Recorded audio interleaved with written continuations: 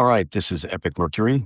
I think I'm going to have to start putting out just more content, more less polished, even less polished than I already do, because I just have so many ideas that hit me at any given time and things I want to talk about that I don't think I think I'm just going to keep seizing up and stopping unless I just keep putting out stuff. So I want to bring up something that some people are not thinking about regarding 3I Atlas, the current interstellar object that is making its way through the solar system. Most people are aware that scientists are looking at this and saying, well, it's not exactly a comet. It has some traits that are different. Harvard professor, I believe it is, Avi Loeb, seems to be putting out the most sensational claims. And to be honest with you, I think he's being a little bit tame in what he's putting out here. Here are some things that I have noted about 3I Atlas. I remote viewed this in the blind. And for those of you that don't know, there are two basic kinds of remote viewing. The first one that I think is the most effective is what's called technical remote viewing. It's done with a pen and paper with your eyes always open and you're developing the information in stages, preferably in the blind. You don't know what you're looking at, whether it's a person, place, or thing, past, present, or future. You don't know. You develop it all without knowing what the target is. That's the one that for me as a natural psychic is the biggest thrill because when I wind up getting accurate data, it's awesome because again, I don't know what I'm looking at. So here are some of the things going on with 3I Atlas that are anomalous. 3I Atlas seems to be made almost entirely of nickel. So much nickel without any other elements coming off of the object that the only thing we have here on Earth that can equate to that is something that's been manufactured specifically to get rid of nickel or have a property, a protection, a layer of protection that is nickel. So it smacks of something industrial. 3i Atlas also has an anti-tail that is facing toward the sun rather than away. Now, what's really interesting about this is you could think that somebody might think that this is an interstellar object coming into the solar system and is using a braking maneuver. But the tail, the anti-tail, which is extremely long, does not seem to be actually slowing the object down. So that's quite interesting as well. Many people have said that 3i Atlas is emitting a faint glow and it seems to come from inside rather than a reflection. There is some kind of rotation to the object. I can't recall I think it's 3 times a minute they see it. There's a motion there. It seems to have a flat shape. Professor Avi Loeb suggested the other day, based on some of his calculations, that it actually may be hollow, which would be also quite interesting.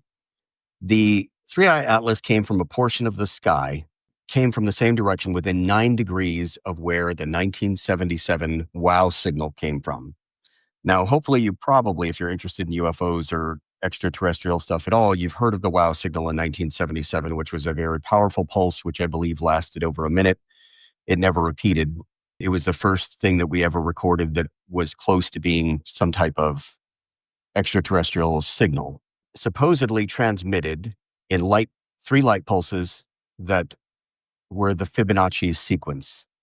And if you know anything about mathematics, the Fibonacci sequence is found all over life, reality, the way things unfold. It's calculated in everything from the way leaves unfold to DNA to the spiral arm of the galaxy. It's an inherent property of physical reality.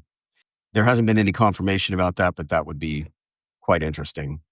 The transmission also took place on October 13th, this is really fascinating to me because it's exactly 108 years after 100,000 people witnessed the miracle of the sun in Fatima, Portugal. Now, this is one of the reasons why I have trouble sitting down to record just about anything or put anything out, because I have remote viewed so much stuff over the past 20 years that I've been able to connect a lot of dots, and it's difficult to convey. I know that simply sitting down and talking to me and having me explain things, whether they're religious mysteries, scientific mysteries, historical mysteries, or whatever they are, that truly I think it would put people in ontological shock. And I try not to dump on people when I'm talking to them. I try not to tell them everything that I know because it's overwhelming. I do want to make one mention here about the miracle of the sun in Fatima, Portugal. Now, I didn't look at the entire event. I didn't look at everything. All I did was look at the miracle of the sun, and I took the one photograph that was taken on that day, and I remote viewed that in the blind. I used that as what they call target reference material. And while I didn't get the sun actually moving, what I did get was some very strange atmospheric stuff taking place that made the sun appear to dance in the sky and was definitely purposeful. Like, this was not random weather phenomena. There was a mind, there was a consciousness behind this illusion of the sun dancing in the sky. So that's all I'm going to say about that. But I do find it very interesting that Three Eye Atlas is also transmitting this Fibonacci sequence on the 108th anniversary of the miracle of the sun. I also want to mention here that people may say, well, 9 degrees, I'm going to go back to the wow signal, that 9 degrees is, it's still 9 degrees off from where Three Eye Atlas originated and where the wow signal originated from. What you might not realize is when you're talking about the entire sphere that is around the Earth, we're not just talking about or 360 degrees when somebody's saying it's all the way around. We're talking about an actual three-dimensional sphere. So it's actually called, when you take the amount of degrees that's in there, it's actually 4 pi steradians of degrees all the way around the Earth if you're looking at a sphere. So for Three Eye Atlas to originate within 9 degrees of the wow signal is astonishing.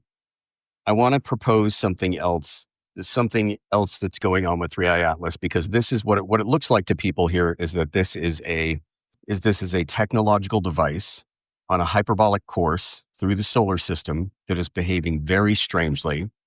And most people would conclude with this data that this is a technological device from a race of beings outside of the solar system that's a little more advanced than we are, where they could send something through interstellar space that would take these long periods of time at sublight speeds to reach here and then maybe take a look around the solar system or take some measurements and go back out into interstellar space. I'm going to propose something even stranger. The human race, we were created. That's the bottom line. I'm not going to go into all the elements involved, but we were created. A lot of people will say we were created by God. I think when we begin to get into some of these extraterrestrial issues, the waters become very muddy, whether we're dealing with something that's spiritual, oriented toward consciousness or some type of conscious manifestation, or something that is God or a God. I think this all becomes there's a lot more going on here. It's not quite this very simple answer, but the bottom line here is we did not naturally evolve. What we consider to be aliens have been here for a very long time. A lot of the time they've been tinkering with human DNA. And you're going to have to take my word for it. I've gone through, again, 20 years of remote viewing targets in the blind, looking at all types of different subjects from all kinds of different angles. That's what happened. So we've been tinkered with. When I remote viewed Three Eye Atlas in the blind, I could definitely tell there was a technological component, but there seemed to be a bigger design going on, and I couldn't quite figure out what it was at first. I went back and did some more work.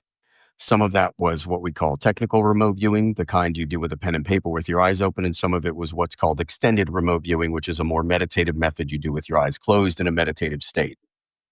So this is what's actually going on with Three Eye Atlas. This is a staged event. This is not a technological species that's just a little above us, sending something through sublight space with the ambiguity of the wow signal coming from that direction and all that stuff. We're talking about a race of beings and an intelligence that is far beyond ours. And this is not a species that's, let's say, 500 years more advanced than us. They're way more advanced than that. So with most people around the world, and especially people in the United States, believing that extraterrestrials are already here, and they believe that extraterrestrials are visiting and have been for a long time. Who is this event being staged for? Well, you could say it's being staged for the entire human race. Because what this looks like when the scientists are looking at it is a technological device. Now, I don't know whether they're going to release that. I don't know whether the NASA scientists and all these other people are going to manipulate the data.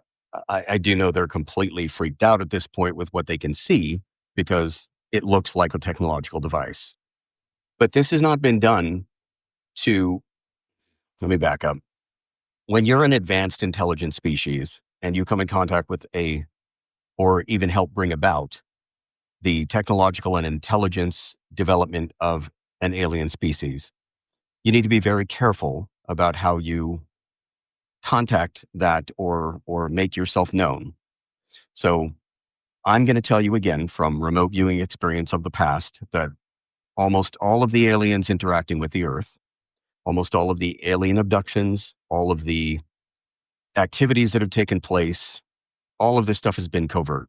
As Dr. Jacobs, I believe it is, puts out there, that this is a covert strategy, and it is.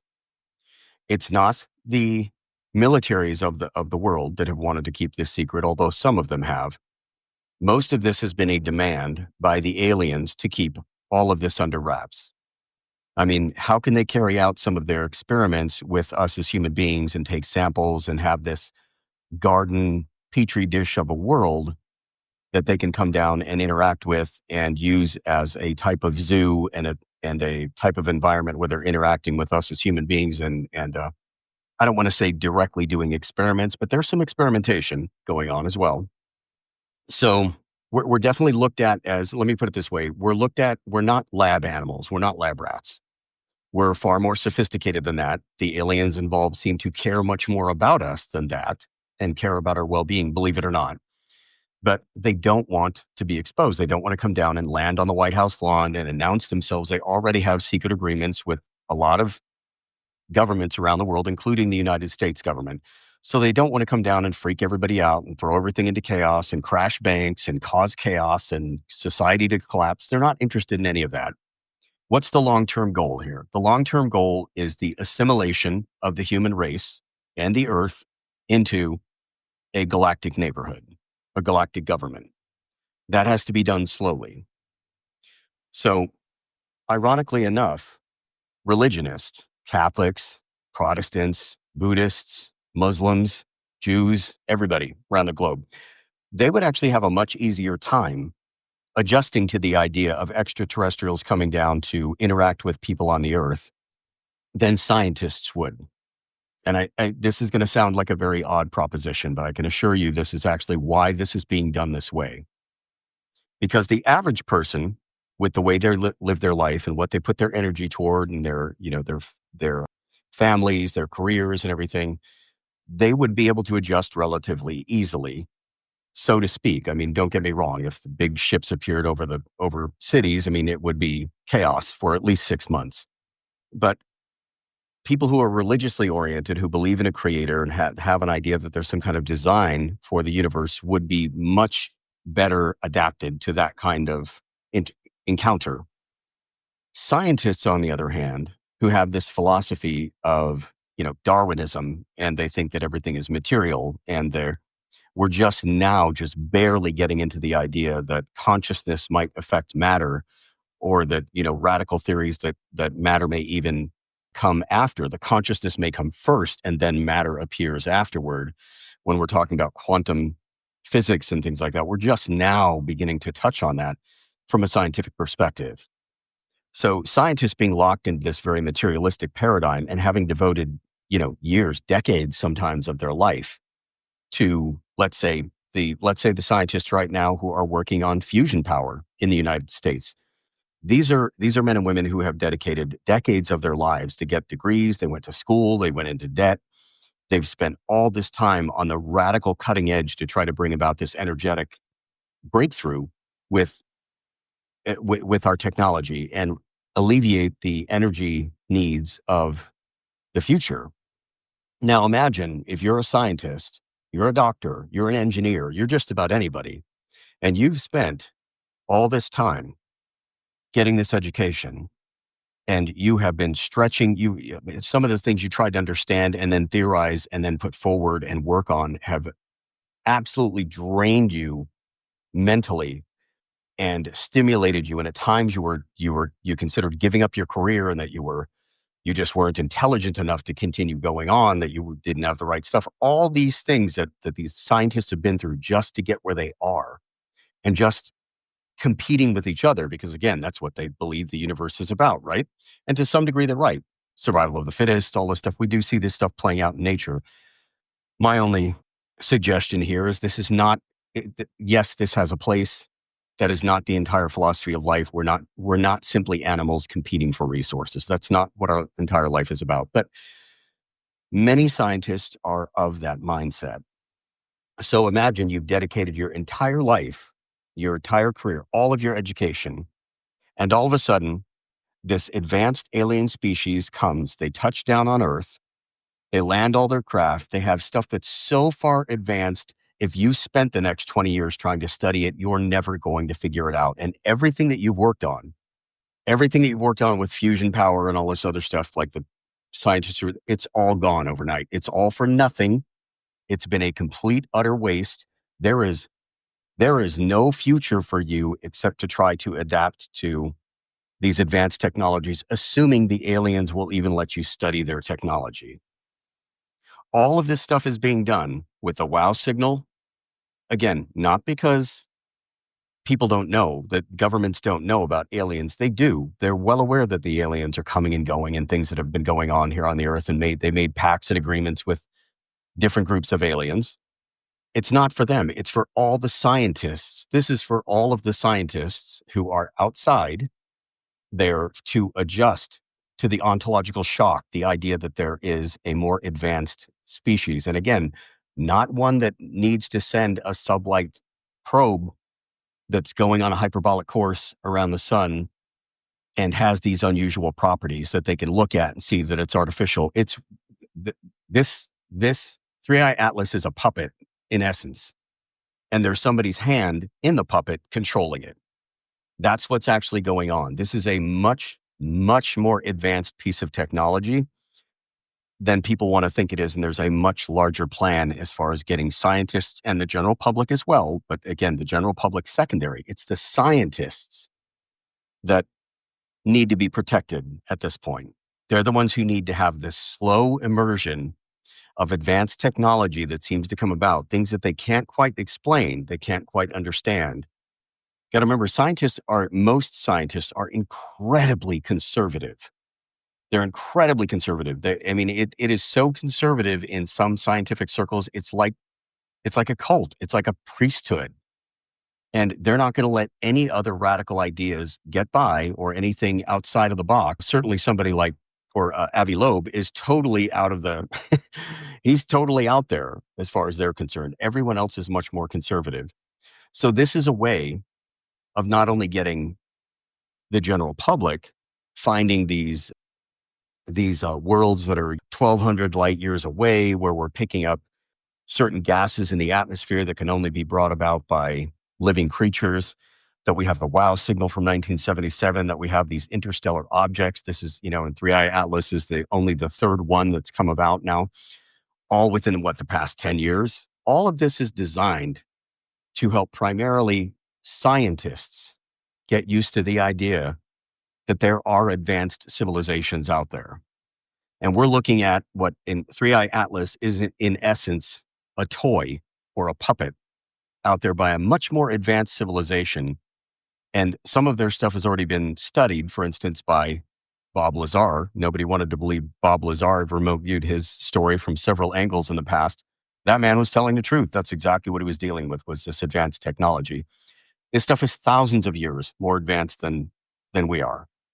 The aliens don't need to be using something sublight like 3i Atlas to go through at this parabolic intersection and have these things. They could land on the lawn. They're trying to spare us, and especially modern scientists, the complete ontological shock. We don't need 5,000, 10,000 scientists around the globe deciding that they're going to commit suicide and off themselves because their entire life's work has gone up in smoke, and in their mind, there's no reason to continue existing. We as the human species don't need that. What's going to happen here in the near future as well is there will be an announcement. For instance, I can't remember what the one star system was. It's got numbers associated with it, where they detected gases in the atmosphere that could only be, as far as we know, here on the Earth, can only be produced by living beings. There will be an announcement about that very soon. Something like that. That absolutely positively, beyond a shadow of a doubt, 99.9999%, that this particular planet around this particular star has some type of at least microbial life around it. And it's going to be this slow introduction into not only the general public with official announcements about extraterrestrial life, but this slow exposure to scientists around the globe so that they are not just incomplete. So there's not a complete, utter breakdown. Those scientists will still be needed after the aliens begin a more overt assimilation of the Earth. And I say assimilation because that's what it's going to be. I'm not talking like the Borg, where it's going to be this computerized thing, but you either have one of two choices as an advanced civilization, especially if you happen to evolve out of a predator, where, like, for instance, well, we didn't evolve exactly, but if you were thinking about that with human beings, and we evolved from some type of primitive primates, and there is definitely a predatory component about human beings. Are you going to wipe out every developing race that you come in contact with because they might be competition in the future if they get a little too technologically advanced or they're a little too big of a threat for resources? Are you just going to wipe them out? Or are you going to try to work constructively and uplift them and help them become members of the broader intergalactic society? I'm not of the mindset that all aliens have, because there are definitely groups out there who would, there are groups out there who would do the Earth in if they could. Thankfully, they're prevented from doing so. But also, we have groups out there that are much more interested in integrating us into their society and assimilating us that way into this larger galactic society, and having us be able to contribute in our own unique way to the tapestry of life. So all of this is a very slow process. I don't know. I haven't taken a look at what 3i Atlas is going to do when it comes out the other side of the from behind the sun. I don't know if there's going to be any braking maneuver or anything like that. Maybe I'll look at that and I'll do an update. I don't know whether that's going to happen, but no matter what happens here, because I can assure you that NASA and some of these other agencies are already they're already able to observe this is a technological device. It is not just an interstellar comet. The scientists of the world are already completely spooked when they're observing this. And whether they let the public know about this or not, I don't know. I don't know what's going to go on there. All I can do is tell you what it actually is. But again, it's not, they think it's an advanced probe from another solar system, and it is in essence a toy designed to get them used to this idea. That's what they're looking at. So we'll see what happens in the near future, but I just wanted to let you know what's really going on here. So we'll see something strange, but with 3i Atlas, I'm sure when when it emerges from the backside of the sun. But whether the government or any of the scientists are going to let us know what they're actually observing, who knows? I mean, they'll probably want to keep it under wraps, but at least scientists will have some idea, and they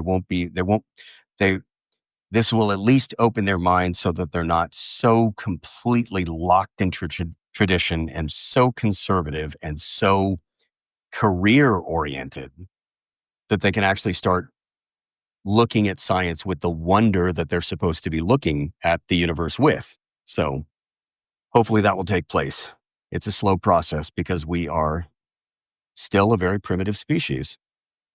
So I hope you've enjoyed this, and I will be putting out my next podcast with hopefully better video production as soon as I can. Thank you.